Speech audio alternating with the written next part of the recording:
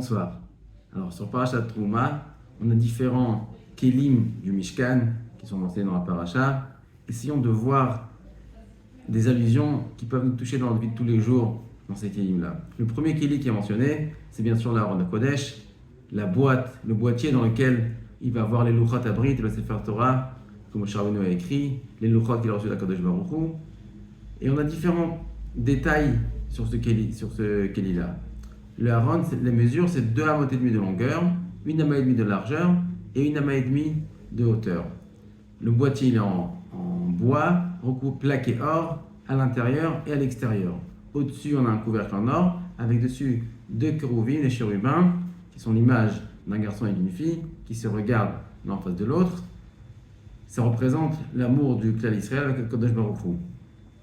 Et à l'intérieur, on a les Luchot, les tables de la loi, les chivrés Luchot, les tables cassées, le Sefer Torah, que Moshe Rabbeinu a écrit. Quelles sont les allusions qu'on nous dit dans ces kelim-là? Pourquoi 2 amot et demi de longueur, 1 amas et demi de largeur et 1 amas et demi de hauteur? Pourquoi en bois? Pourquoi recouvert d'or? Pourquoi 2 krouvim? Alors, bien sûr, le Aaron représente la Torah, puisqu'on nous dit que dans le Aaron, il y avait le Sefer Torah, donc ça représente la Torah.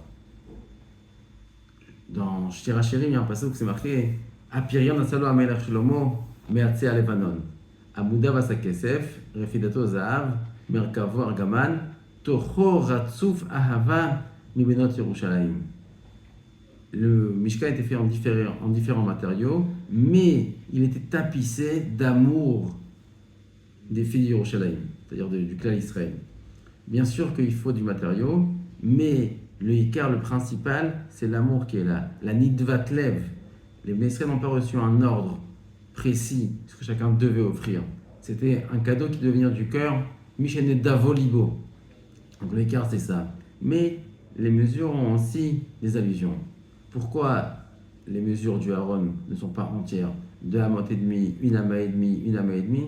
Pour nous dire que dans la Torah, on doit toujours sentir qu'on n'est pas encore entier, qu'on a encore à se parfaire, qu'on doit augmenter notre quantité, notre qualité, notre hauteur, étudier de manière plus profonde, plus en temps, plus en qualité, toujours dans tous les domaines, se parfaire encore et encore. Par opposition au Shulchan, qui fait allusion à la Parnassa, au pain, où là-bas on nous dit que la longueur et la largeur, ce sont 2 amot et 1 amas, c'est entier. C'est qu'au niveau de la hauteur, c'est 1 amas et demi. Parce que dans la Parnassa, il ne faut pas essayer toujours de faire plus et plus. Au contraire, se suffire de ce qu'on a. Par contre, élever le niveau rouchani, le niveau spirituel de ce qu'on mange, là, il faut toujours l'élever. Mais dans la Torah, il faut élever dans tous les domaines, soit longueur, largeur et hauteur. Pourquoi en or? L'or, c'est le matériel, c'est le métal le plus cher qu'on connaisse. Donc, ce qu'on a de plus cher, bien sûr, dans la vie, c'est la Torah. Donc, le keli qui représente la Torah, il est recouvert d'or. Alors, pourquoi est-ce qu'il est en bois? Pourquoi est-ce qu'il ne serait pas entièrement en or? Parce que le bois, de plus que l'or, c'est que le bois pousse. Il est vivant. L'or, il stagne. Dans la Torah, on ne peut pas stagner. Il faut quelque chose de vivant qui toujours avance. Il nous faut aussi l'or qui soit cher, mais le cœur intérieur, il doit être vivant.